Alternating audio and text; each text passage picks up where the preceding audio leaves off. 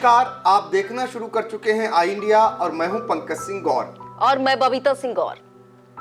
हमारे जनपद सीतापुर के निवासी डॉक्टर ब्रिजेंद्र कुमार श्रीवास्तव चेन्नई में एक वरिष्ठ डायबिटीज रोग विशेषज्ञ हैं एवं 2 दशकों से अधिक समय से मधुमेह के क्षेत्र में कार्य कर रहे हैं।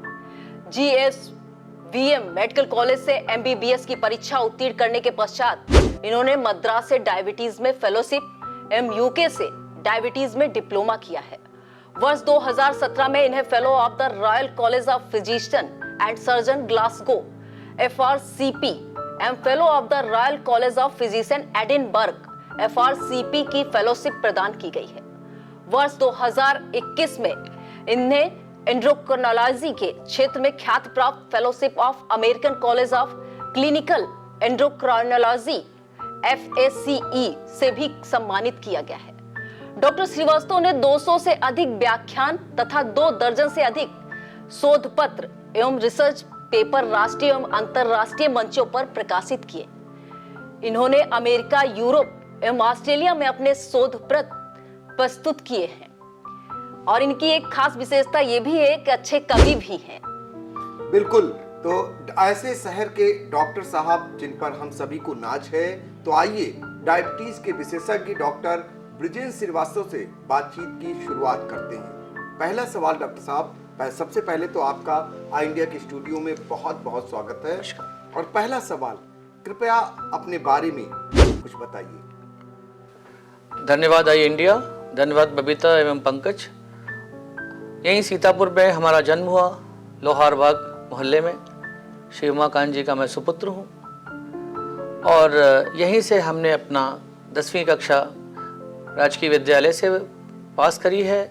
सैक्रेड हार्ट इंटर कॉलेज से हमने अपना 12th पास किया। मेरी माँ की बड़ी इच्छा थी कि मैं मेडिकल में जाऊं, इसलिए फिजिक्स और मैथ्स ये दोनों मेरे प्रिय सब्जेक्ट होने के बाद भी मैंने अपनी माँ की इच्छा के लिए मेडिकल प्रोफेशन को चुना। और दूसरा जो व्यक्ति मुझे बहुत इंस्पायर करता रहा, जब मैं बहुत छोटा था तो मेरे फादर रोटेरियन थे और डॉक्टर MP मेहरे हमारे घर आया करते थे। तो वो हमेशा सफ़ेद रंग के कपड़े पहन के आते थे और बड़ा फैसिनेशन होता था उनको देख करके। तो उन्होंने हमसे सबसे पहले जीवन में सवाल किया, क्या बनना चाहते हो? तो मैंने कहा हमें आप जैसा ही एक डॉक्टर बनना है। तो डॉक्टर मेहरे के बारे में ज़्यादा मुझे उस वक्त कुछ नहीं पता था, लेकिन फिर भी मुझे ऐसा लगा कि ये कुछ अच्छा काम कर रहे हैं। उसके बाद में फिर अनफॉर्चुनेटली रहा। कॉलेज में जाने के बाद ही पढ़ाई पूरी होने से पहले फादर की 1987 में डेथ हो गई। उस वक्त हमारे यहाँ महिंद्रा ट्रैक्टर्स की डीलरशिप थी, हम ही घर में सबसे बड़े थे और मेरा सबसे छोटा भाई जो आज एक्सेंश्योर जैसी कंपनी में एसोसिएट डायरेक्टर जैसी पोजीशन में होने जा रहा है, वो क्लास 6 में पढ़ता था। और मेरा जो भाई यहाँ बिजनेस करते हैं सौरभ जी, वो क्लास 11th में पढ़ते थे। तो उससे छोटे छोटे लोगों को बड़ा करना भी एक जिम्मेदारी थी। पढ़ाई का बहुत शौक़ मुझे बचपन से था। फिर हमने 1-2 साल परिवार के लिए संघर्ष किए, सारी रिस्पॉन्सिबिलिटीज़ पूरी की, अपना MBBS कंप्लीट किया। और पिताजी की चूँकि डायबिटीज़ की वजह से डेथ हुई, मेरे मन में हमेशा से था कि कुछ मधुमेह के क्षेत्र में करें। इसके बाद हमारे परिवार में जो दूसरी डेथ हुई, हमारे ताऊ जी की भी शुगर की वजह से डेथ हुई। तो मुझे लगा कि जनपद के अंदर इतने सारे लोग मधुमेह से प्रभावित हैं और कुछ बहुत नहीं किया जा सकता उनके लिए, तो मैंने अपना जीवन मधुमेह के क्षेत्र में ही समर्पित करने का निर्णय किया और ईश्वर ने इसमें हमारी मदद की, इसके लिए हम उसके शुक्रगुजार हैं। फिर हमने अपनी मद्रास से फेलोशिप की। सबसे पहला शोध पत्र 2004 में प्रस्तुत किया और रिसर्च में मुझे खास दिलचस्पी हुई ये जानने के लिए कि हम शहर के लिए क्या कर सकते हैं।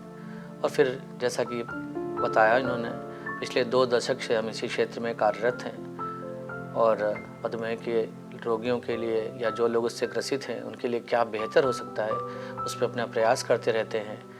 शहर के लोगों के लिए भी हम लोग विभिन्न कैंप्स के माध्यम से उनकी सेवा करने की चेष्टा करते हैं और हमेशा प्रयास रहता है कि समाज के लिए कुछ अच्छा कर सकें।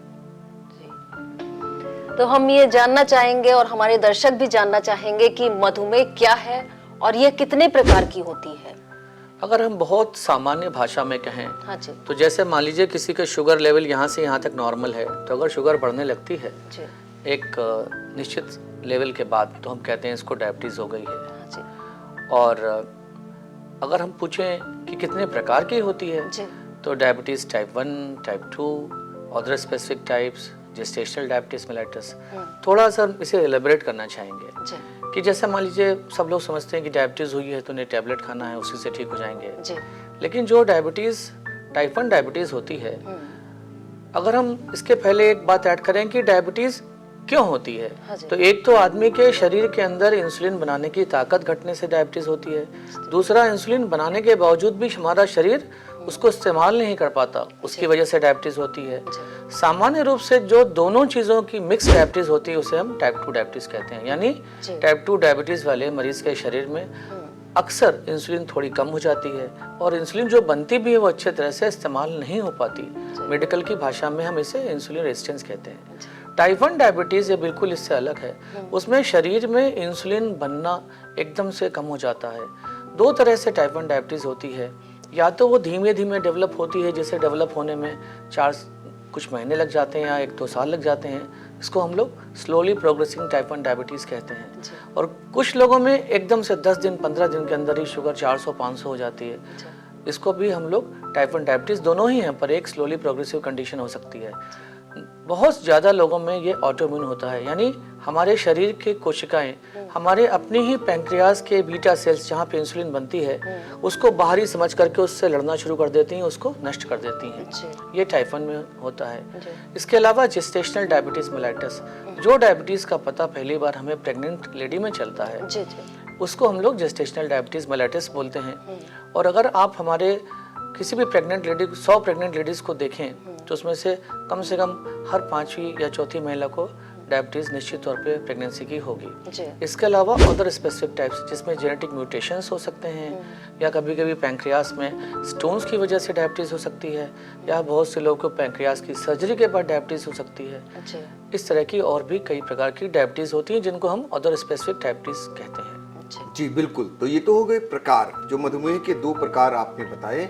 अब सवाल ये उठता है कि डॉक्टर बृजेंद्र श्रीवास्तव जी कैसे पता लगा सकते हैं कि मधुमेह है रोगी को, खासकर टाइप 1 और टाइप 2 के लिए?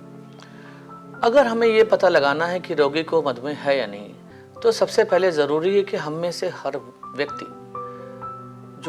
जिसके मोटापा है या आनुवंशिकी है या परिवार में डायबिटीज़ है, जो व्यायाम नहीं करता, हर साल में एक बार कम से कम अपनी शुगर का जांच कराए। अगर उसके लिए सिंपल तरीका है कि अगर मान लीजिए कोई ये पूछना चाहता है कि हमें डायबिटीज़ है या नहीं, आप बताइए, तो उसके लिए हम लोग एक टेस्ट करते हैं जिसको हम बोलते हैं glucose tolerance test. Glucose tolerance test में 75 ग्राम ग्लूकोज को लगभग 250 ml पानी में मिला करके उसको पिलाते हैं मरीज़ को, और पिलाने के 1 घंटे के बाद और 2 घंटे के बाद सैंपल लेते हैं। अगर 2 घंटे के बाद का सैंपल 200 से अधिक शुगर निकलती है, या पहले ही मतलब पिलाने से पहले ही शुगर 126 जैसे अधिक है, तो हम कहते हैं मरीज को डायबिटीज़ है। इसको हम लोग ग्लूकोज टॉलरेंस टेस्ट हमारा गोल्ड स्टैंडर्ड है। इसके साथ में HbA1c, जैसा कि आप लोग को हम बार बार बताते रहते हैं, ये हमारा 3 महीने का शुगर कंट्रोल है। इसे हम मेडिकल की भाषा में ग्लाइकोसिलेटेड हीमोग्लोबिन कहते हैं। सामान्य रूप से 5.6 होता है। अगर ये 6.5 से ऊपर जाता है तो भी हम कह सकते हैं कि मरीज को डायबिटीज़ है। तो आपने बहुत अच्छा बताया हम सबको।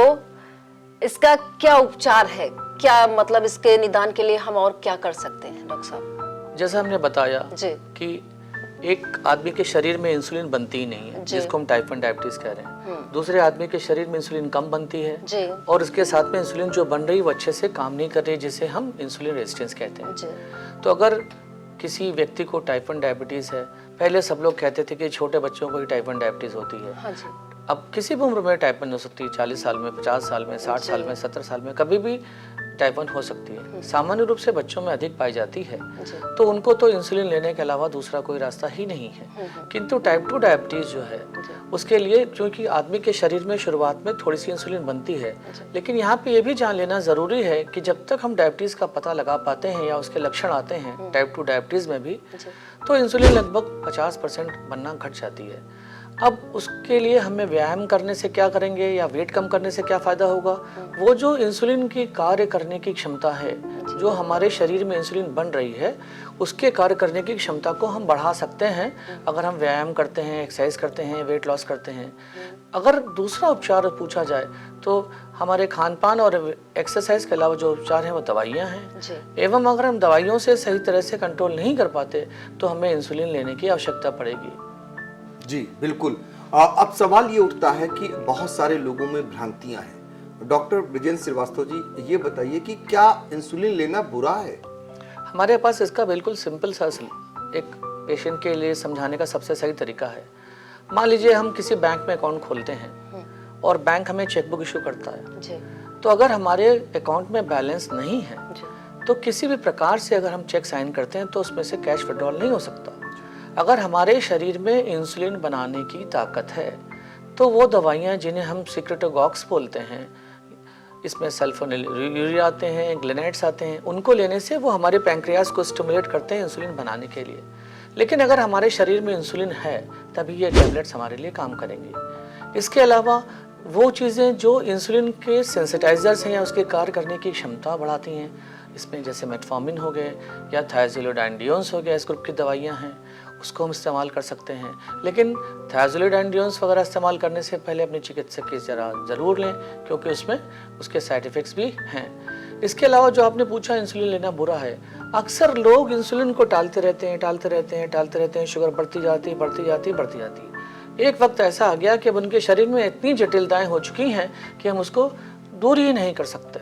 उस वक्त वो इंसुलिन लेते हैं और चूंकि वो इतने एडवांस स्टेज पे इंसुलिन ले रहे हैं तो 6 महीने, साल भर, 2 साल के अंदर उनके साथ कुछ ट्रेजेडी होती है, तो लोगों में भ्रांति होती है कि उन्होंने इंजेक्शन लगाना शुरू किया और प्रॉब्लम आनी शुरू हो गई, जबकि कारण ये था उन्होंने इंजेक्शन तब लगाना शुरू किया जब हम कुछ कर नहीं सकते थे। तो इंसुलिन लेना बिल्कुल बुरी बात नहीं, वो जीवन रक्षक है, उससे हमें डरने की जरूरत नहीं है। बड़ी अच्छी जानकारी दी कि इंसुलिन लेना बुरी बात नहीं है। तो ये आप बताइए कि हमारे मतलब हम जैसे साधारण लोग हैं जो, तो उनके लिए आप क्या सुझाव देना चाहेंगे आम आदमी को कि किस तरीके से अपने को बचाएं, किस तरीके से इन सब चीज़ों का पालन करें तो बचे रहें? जी, हमारा बिल्कुल सिंपल प्रिंसिपल है और शहर में हम कई बार इसको पहले भी बता चुके हैं। हाँ, A to G। G, Parle G biscuit हमने बार बार कहते हैं, खा खा के सब बच्चे बड़े हो रहे हैं, हम लोग भी बड़े हुए। हाँ जी, तो पार्ले जी से A to G के एक दिमाग में कॉन्सेप्ट आया। A से हमारा HbA1c, A1c मतलब अगर 3 महीने का शुगर का कंट्रोल हम 7 के नीचे रखते हैं तो हम कह सकते हैं कि हमें कॉम्प्लिकेशंस के चांसेस बहुत कम होंगे। इसलिए हमें हर 3 महीने में अपना HbA1c चेक कराना चाहिए और अगर हमारा HbA1c 7 से अधिक है तो हमें अपने चिकित्सक की सलाह लेना चाहिए और उसकी सलाह को मानना भी चाहिए। B से हमारा मतलब है ब्लड प्रेशर। 140/90 से ब्लड प्रेशर को हमें कम रखना है और अगर किसी को प्रोटीनूरिया है या कोई और जटिलताएं हैं तो उसका ब्लड प्रेशर का टारगेट और लोअर हो सकता है, 130/80 भी हो सकता है। C से कोलेस्ट्रॉल, जो हमारा बुरा कोलेस्ट्रॉल है जिसे हम LDL कोलेस्ट्रॉल कहते हैं, उसे हमें 100 के नीचे रखने की ज़रूरत होती है। लेकिन अगर किसी को कार्डियोवैस्कुलर डिजीज़ है या कोई हार्ट के इश्यूज़ हैं तो उसको अपना LDL 70 से नीचे रखने की ज़रूरत पड़ेगी। D से है डाइट एंड ड्रग्स। ड्रग्स जो भी हमारा डॉक्टर हमें सलाह देता है या जो भी डाइट के लिए हमें कहता है, बार बार कहते हैं फैट खाली इतना खाइए जितना अंगूठा मूव कर रहा है, प्रोटीन इतना जितना मेरे हथेली उतना प्रोटीन हमें रोज लेना चाहिए और इतनी सारी हमें हरी सब्जियां खानी चाहिए, सलाद्स खाने चाहिए। और अगर हम कार्बोहाइड्रेट्स पूछें तो इससे ज़्यादा कार्बोहाइड्रेट्स हमें नहीं खानी चाहिए, जैसे रोटी है या इतना चावल है। इसके अलावा ऑयल को हम बहुत बैलेंस मात्रा में खाएँ और हमारे कोई मॉडर्न ऑयल या फैंसी ऑयल के पास जाने की ज़रूरत नहीं। हमारा सरसों का तेल है, हमारा सूरजमुखी का तेल है अगर शुद्ध रूप से हमको मिला, हमारा तिल का तेल है, सीजम ऑयल जिसको बोलते हैं, उसको भी खा सकते हैं हम लोग, तो उसको पालन करें। और ई का मतलब है एक्सरसाइज। एक्सरसाइज हमें ज़रूर करना है। महीने में, हफ्ते में की अगर हम बात करें तो 150 मिनट प्रति सप्ताह हमें एक्सरसाइज करने की आवश्यकता अवश्य है। अगर हम मान लीजिए कभी भी 2 दिन से ज़्यादा एक्सरसाइज का गैप न करें, हम लोग मान लीजिए रोज हम एक्सरसाइज कर रहे हैं और 48 घंटे हमने एक्सरसाइज छोड़ दी तो 48 घंटे के बाद एक्सरसाइज के बेनिफिट घटने शुरू हो जाते हैं। इसलिए हमें एक्सरसाइज कम से कम ऐसा करें कि 1 दिन से ज़्यादा का गैप ना हो और 150 मिनट प्रति सप्ताह हम एक्सरसाइज करें। इसमें 2 दिन हमें रेजिस्टेंस ट्रेनिंग करनी है, यानी 2-2 किलो 1-1 किलो वेट लेकर के एक्सरसाइज करनी है, जिससे हमारी मांसपेशियां डेवलप हों। अगर हमारी मांसपेशियां डेवलप होगी तो वो भी इंसुलिन की कार्य करने की क्षमता को बढ़ाती हैं और इंसुलिन रेजिस्टेंस को कम करती हैं। एफ का मतलब है फॉलो योर डॉक्टर, जो भी आपका चिकित्सक है आप उसको फॉलो करिए और उसको ऊपर विश्वास करिए। उसको 2 या 3 मौके ज़रूर दीजिए HbA1c को 7 के नीचे लाने के लिए। फिर भी अगर तमाम प्रयासों के बाद भी, डॉक्टर के प्रयास के, आपके प्रयास के बाद भी अगर HbA1c सही नहीं आ रहा तो हमें कुछ और नया ट्रीटमेंट प्लान सोचने की ज़रूरत है। जी का मतलब गुड हैबिट्स, स्मोकिंग, ड्रिंक्स, सही टाइम ये सब अवॉइड करें, सही टाइम पे सोएं, स्ट्रेस से बचें, मेडिटेशन करें, योगा करें और उचित लाइफस्टाइल फॉलो करें। तो ये A to G अगर आप फॉलो करते हैं तो हमें लगता है कि आप काफ़ी जटिलताओं से बच सकते हैं। ये तो हो गए मधुमेह से बचाव के तरीके और मधुमेह को कैसे नियंत्रित किया जा सकता है, इस पर चर्चा चल रही है। तो आप देख रहे हैं आई इंडिया पर खास प्रोग्राम डायबिटीज के विशेषज्ञ डॉक्टर ब्रिजेंद्र कुमार श्रीवास्तव को, जो सीतापुर जनपद के रहने वाले हैं और चेन्नई में लंबे समय से डायबिटीज के क्षेत्र में काम कर रहे हैं। लंबा चौड़ा अनुभव है और यही कारण है कि सीतापुर वासियों के लिए एक अहम चर्चा आज हम कर रहे हैं, ताकि ये ऐसा रोग है जिसकी जानकारी होना बहुत ही आवश्यक है।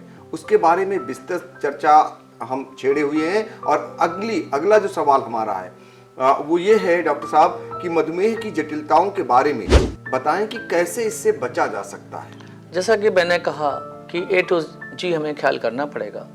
इसके अलावा जटिलताएं क्या क्या हो सकती हैं, जैसे आँखों की जटिलताएं, किडनी की जटिलताएं, पैरों की ब्लड सप्लाई की प्रॉब्लम, स्ट्रोक की समस्याएं, हृदय रोग की समस्याएं।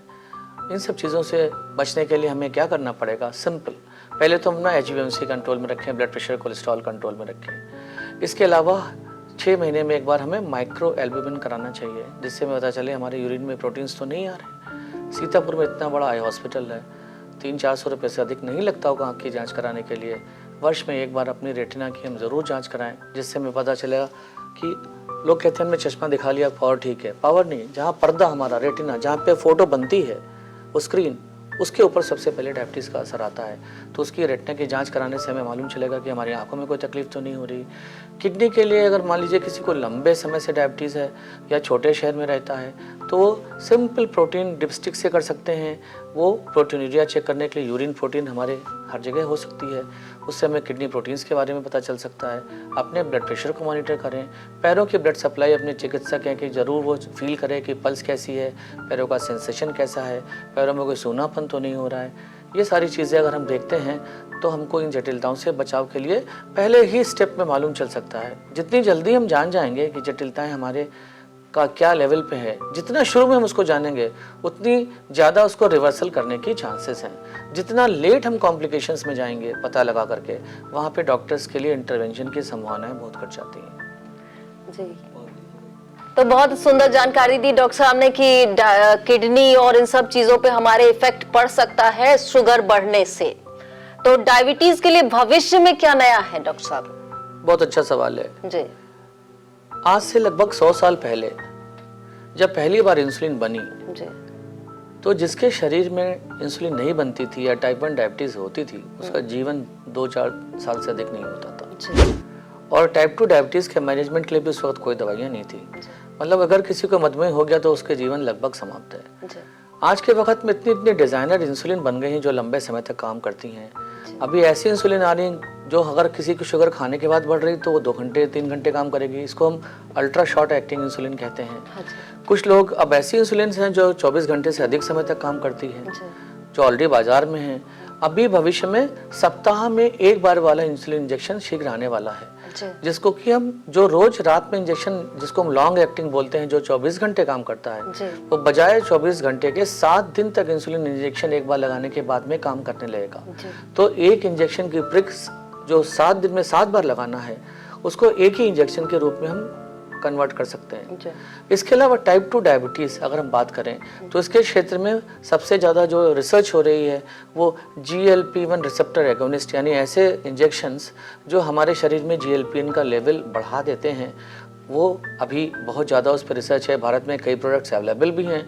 दूसरा टाइप 2 डायबिटीज़ के लिए SGLT2 इनहिबिटर्स जो हमारे यूरिन से ग्लूकोज का इनहिबिशन कराते हैं। एक्सक्रीशन कराते हैं वो भी हैं।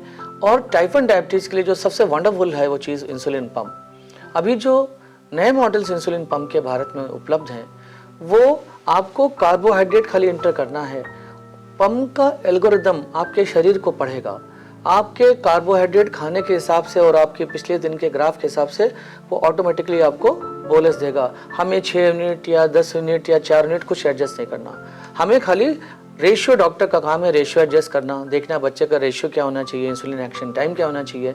उस पंप को लगाने से क्या होगा, अगर मान लीजिए किसी बच्चे की इंसुलिन बढ़ रही है या किसी की भी इंसुलिन टाइप 1 में बढ़ रही है, पंप ज़्यादा इंसुलिन दे करके उसको बढ़ने नहीं देगा। अगर मान लीजिए किसी की इंसुलिन शुगर घट रही 40 के आसपास आने वाली है, पंप के अंदर एल्गोरिदम है, वो पढ़ लेगा कि अगले 1.5 घंटे के बाद शुगर लो होने जा रही है, वो इंसुलिन देना 2 घंटे पहले ही बंद कर देगा। 2 घंटे तक इंसुलिन को सस्पेंडेड मोड में रखेगा, 2 घंटे के बाद वो फिर इंसुलिन देना शुरू करेगा। उस वक्त भी अगर शुगर लो है तो फिर इंसुलिन को सस्पेंड कर देगा। मान लीजिए कोई सो रहा है, उसकी शुगर 40 हो गई, अगर वो इंसुलिन पंप पे है तो पंप उसको चिंता करने की ज़रूरत नहीं, पंप लो होने ही नहीं देगा।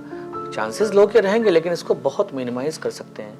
दूसरी चीज़ है, अगर शुगर बढ़ रही है तो पंप हमेशा देता रहेगा, ज़्यादा इंसुलिन उसको बढ़ने देगा। हम टारगेट सेट कर सकते हैं 70 से 180 के बीच में, जिसे हम टाइम इन रेंज कहते हैं मेडिकल की भाषा में।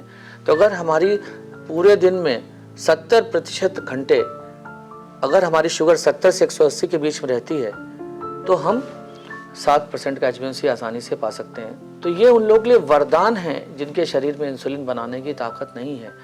भविष्य में जो भी कुछ है या जो वर्तमान में है, अगर हम नई तकनीक के साथ में नहीं जुड़ेंगे तो फिर हम आंख बंद करके गाड़ी चला रहे हैं। हम आंख खोल के गाड़ी चलाएं, क्योंकि एक्सीडेंट को बचाने के लिए हमारी आंखें खुली होना ज़रूरी है। तो ये जो एक इंसुलिन पंप, इसके अलावा कंटिन्यूस ग्लूकोज मॉनिटरिंग सिस्टम, बहुत से ऐसे डिवाइसेस हैं वो 14 दिन तक शुगर रिकॉर्ड कर सकती हैं। बहुत से ऐसे डिवाइसेस हैं जो 1 वीक के लिए शुगर रिकॉर्ड कर सकती हैं। नए नए कंटिन्यूस ग्लूकोज मॉनिटर्स आने वाले हैं, वीकली वंस इंसुलिन आने वाली है। जैसा मैंने बताया कि पंप एक वरदान है टाइप 1 डायबिटीज़ बच्चों के लिए और बड़ों के लिए। मेरा ये सजेशन ज़रूर है, हम ज़मीन में इन्वेस्ट करते हैं, गोल्ड में इन्वेस्ट करते हैं, फ्यूचर में इन्वेस्ट करते हैं, बच्चों के लिए पैसा बचाते हैं, मकान में इन्वेस्ट करते हैं, अगर हम उनको स्वस्थ नहीं रख सकते तो हमें बच्चों के लिए, अगर हमसे पूछा जाए कि डॉक्टर साहब बताइए बेस्ट क्या रहेगा, तो अगर किसी भी बच्चे का टाइप 1 डायबिटीज़ के साथ में अगर शुगर कंट्रोल नहीं है, या टाइप 2 डायबिटीज़ वाले जिनका लंबे समय तक 3 इंजेक्शन 4 इंजेक्शन लेने के बाद में भी शुगर कंट्रोल नहीं है, तो टाइप 2 डायबिटीज़ वाले को भी इंसुलिन पंप लेने से इस बात की काफ़ी बड़ी संभावना है कि हम 7% के आसपास HbA1c मेंटेन कर सकें। बिल्कुल, डायबिटीज को लेकर बहुत सारे ऐसी जानकारियां जो आपने दर्शकों को दी और निश्चित तौर पर दर्शकों के लिए बहुत फायदेमंद साबित होंगी, खासकर वो छोटे शहर जिनमें हम रहते हैं और आप बहुत बड़े शहर में लंबे समय से डायबिटीज के क्षेत्र में काम कर रहे हैं, उनके लिए बहुत फायदेमंद होंगी, हम उम्मीद करते हैं ऐसी जानकारियां। अब अगला सवाल जो बहुत ही महत्वपूर्ण है, पूरा निचोड़ है अगर कहें हम, मुख्य रूप से आप डायबिटीज को लेकर इतनी सारी जानकारियां दी हैं आपने, याद रखने लायक बातें क्या हैं, इसको लेकर के हर कोई चूंकि ये जानना भी चाहेगा, एक जागरूकता भी रहेगी लोगों के लिए। मेरे हिसाब से अगर आप याद करने लायक बातें पूछें तो सबसे पहले तो हमें समय समय पर अपनी जांच कराना चाहिए। हर 3 महीने में एक बार HbA1c, हर 6 महीने में एक बार कोलेस्ट्रॉल, किडनी का टेस्ट, वर्ष में एक बार हमें अपनी आँखों का टेस्ट, और सिंपल एक पैरों की पल्स फील करने से आपका चिकित्सक बता सकता है पल्स का लेवल क्या है, पैरों का सेंसेशन, ये सारी चीज़ें हमें करना है। ECG हमें ज़रूर करना है, रेटिना की जांच साल में एक बार ज़रूर करनी है। इसके अलावा जो भी हमारा चिकित्सक हमें देख रहा है उसका कहना मानना, उस पर भरोसा रखना है। खान पान को निश्चित रूप से सबसे महत्वपूर्ण खान पान भी है। अगर हम इंजेक्शन ले रहे हैं, इंसुलिन ले रहे हैं, दवाइयाँ ले रहे हैं और मीठा खा रहे हैं तो फ़ायदा नहीं उस इलाज का। वो तो ऐसे हो गया कि हमने डेटॉल से हैंड वॉश किया और फिर गंदे पानी में डाला, फिर वॉश किया, फिर डाला, तो उससे हाथ साफ नहीं रह सकते। तो हमें डिसिप्लिन में रहना बहुत ज़रूरी है और दवाइयों का भी सही समय से सेवन करना आवश्यक है। बहुत सुंदर जानकारी दी डॉक्टर साहब आपने। आप एक बात ये बताइए कि आप इसी शहर से हैं, इसी शहर में पले बढ़े हैं, तो शहर के लोग आपसे क्या उम्मीद रखें? देखिए, हम बहुत सालों से सपना देखते हैं। हाँ जी।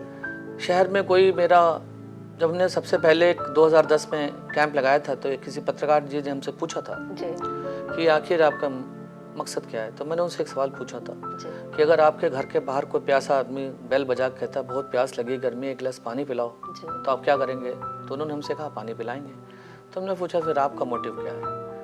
हमारा सिर्फ यही मोटिव है कि अगर हम शहर के लोगों को थोड़ा भी जागरूक करें जी, और अगर बहुत ज़्यादा नहीं, कुछ लोग ही इसकी जटिलताओं से बचें, तो हमें लगता है कि हमारा सपना ये पूरा होगा। शहर के लिए जो सोचते हैं, हमारा सपना ये है किसी भी परिवार में डायबिटीज़ की वजह से कोई भी अकाल कॉम्प्लिकेशंस नहीं आने चाहिए, कुछ समय कॉम्प्लिकेशन नहीं आनी चाहिए, समय से पहले तकलीफ़ें नहीं होनी चाहिए। अगर मेरा सपना आप पूछना चाहते हैं तो मेरा सपना है इस शहर के लिए एक ऐसा सेटअप दान करना। दान शब्द इसलिए हम इस्तेमाल कर रहे हैं कि हमारा कोई व्यावसायिक इंटरेस्ट इस शहर में नहीं है, लेकिन हमारा सेवा का इंटरेस्ट हमेशा से है और उसको हम और बड़ा करना चाहते हैं।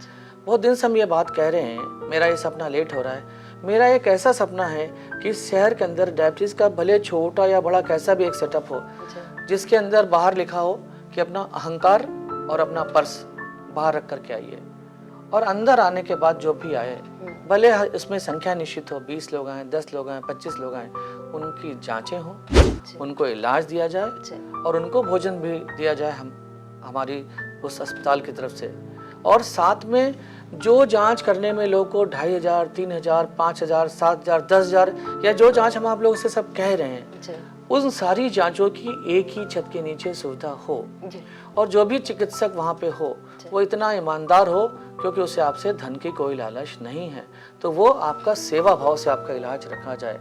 और या तो इतना कंसेशनल अरेंजमेंट्स हो, जैसे मान लीजिए कि एक नॉर्मल कोई कहेगा कि भाई चेस्ट एक्सरे करना है, लेकिन ठीक है, इससे 50 रुपये जमा कराओ, कर लो। ECG करना है, जाइए 10 रुपये जमा कर दीजिए। इस तरह से एक टोकन अमाउंट के तौर पे शहर की सेवा करने के लिए मेरा ये सपना ज़रूर है। और हम ये चाहेंगे, अगर ईश्वर ने हमें स्वास्थ्य और जीवन दोनों दिया और हमें समर्थ रखा, तो हम अपने जीते जी सपने को ज़रूर पूरा करना चाहेंगे। और ये हम शहर के लोगों को अपने पिताजी के नाम पे दान के रूप में देना चाहते हैं। और जिस दिन हम ये सपना पूरा करेंगे, उस दिन मुझे बहुत अच्छा लगेगा और मुझे लगेगा कि हमने सचमुच अपने पिता की याद में कुछ किया।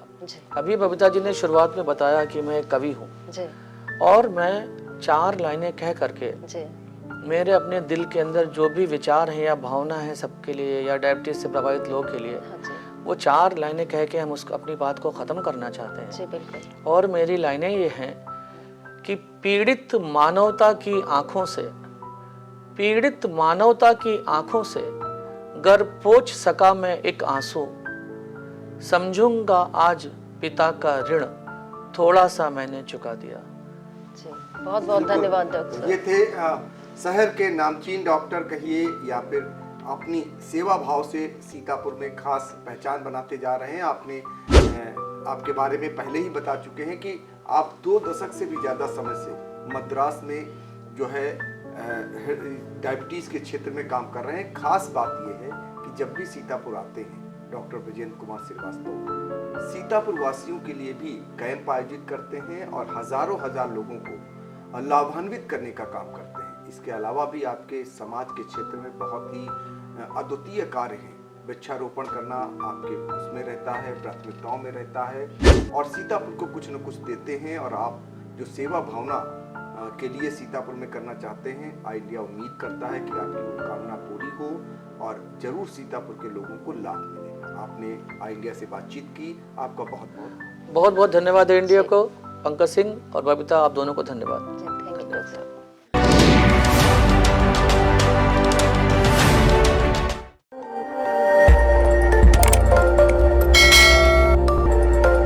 खबर आपकी, नजर हमारी। देखते रहिए आई इंडिया।